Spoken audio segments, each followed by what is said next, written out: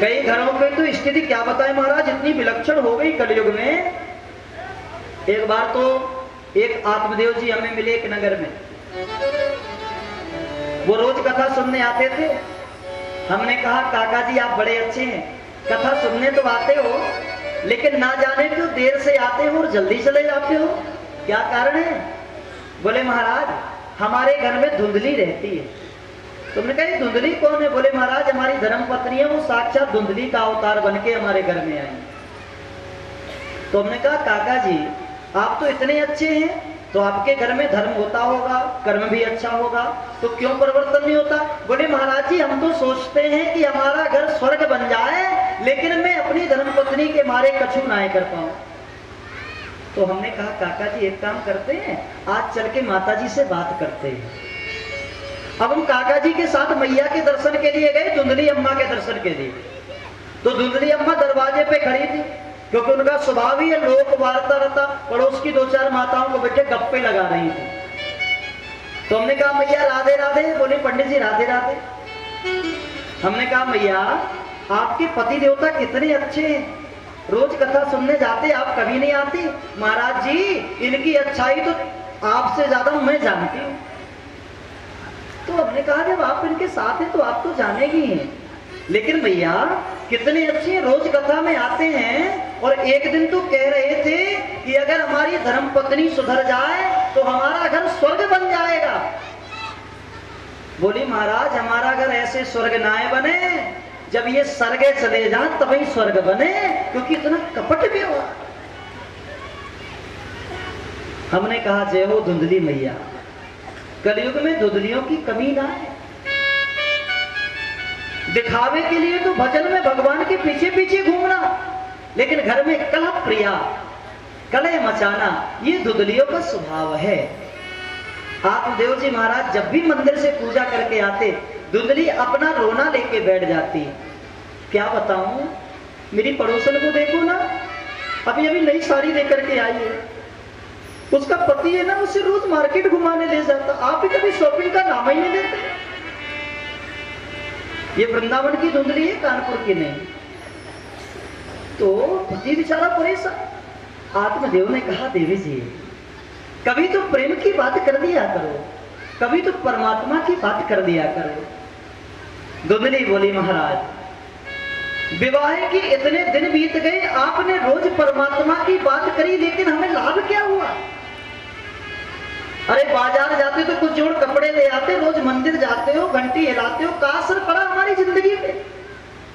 पंडित जी ने कहा देवी ऐसा मत बोलो, मैं परमात्मा का दर्शन करता हूं, तुझे मानसिक शांति मिलती है। धुंधली बोली महाराज केवल शांति से काम चलने वालों ना है, आपने देखा है बुढ़ापा आने वाला है, और इस बढ़ते हुए बुढ़ापे में हमें पुत्र रत्न की जरूरत है। पता है महाराज मेरी सहेलियों के 4-4 बालक खेल रहे हैं, और ना जाने क्यों तुम्हारे परमात्मा में इतनी ताकत नहीं, कि तुम्हारी पूजा में इतनी शक्ति नहीं कि हमें आज तक एक पुत्र मिल पाता। महाराज हम तुलसी का वृक्ष लगाते हैं तो सूख जाता है, गौ माता को पालते हैं तो गौ बांझ हो जाती है। इसका कारण क्या समझा जाए? धुंधली ने कहा आप जब भी आते हो दोष मेरे पे लगाते हो, याद रखना महाराज या तो भजन छोड़ दो और या फिर घर आना छोड़ दो। आत्मदेव जी ने कहा देवी भगवान को लोग दयानिधि कहते हैं। सुनिए भैया जीवन में जब भी कभी विपत आए तो विपत्ति में इन 4 लोगों की परीक्षा होती है। धीरज धर्म मित्र अरुणारी, और आफत काल परखिए चारी। अगर धीरज धर्म मित्र और नारी ने तुम्हारा आपत्ति काल में साथ दे दिया तो समझ लेना तुम दुनिया के सबसे सौभाग्यशाली इंसान हो। ये पत्नी धुंधली है, कह रही है या अगर भजन करना हो तो घर में नहीं आना, और घर में आना तो पुत्र मंगा के आना। अगर बेटा नहीं होगा महाराज तो आज के बाद ये मंदिर में जो लड्डू गोपाल जी बैठे हैं, मैं जल भी ना दूंगी।